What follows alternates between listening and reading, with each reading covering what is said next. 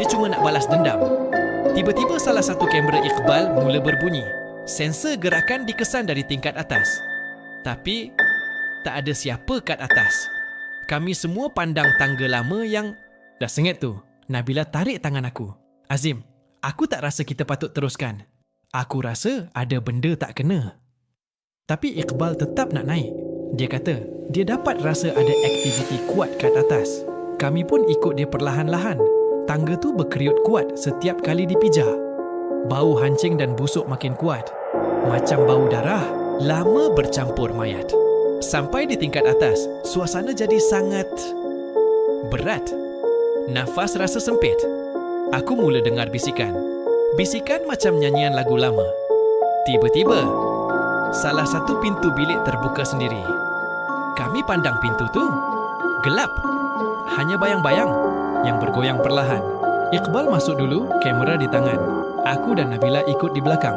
Hafiz, dia terus masuk ke tengah bilik. Berdiri kat satu kawasan lantai yang kelihatan lebih baru dari sekelilingnya. Dia ketuk lantai. Kosong. Ada ruang bawah sini, katanya. Tanpa tunggu lama, Iqbal keluarkan alat dan mula bongkar papan lantai tu.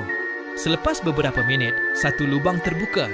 Di bawahnya, ruang kecil penuh kain putih yang dah reput dan kering. Dan kat tengah-tengah ruang tu, ada tengkorak manusia. Nabila menjerit kecil. Ya Allah. Tengkorak tu pakai rantai emas. Dan di sisinya, ada sehelai kain putih yang masih basah. Basah macam baru kena air.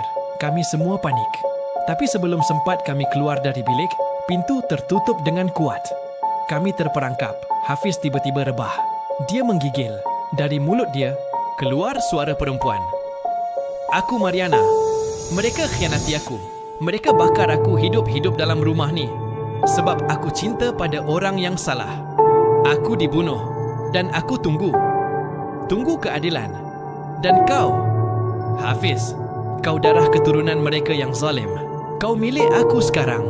Kami cuba buka pintu, tapi terkunci.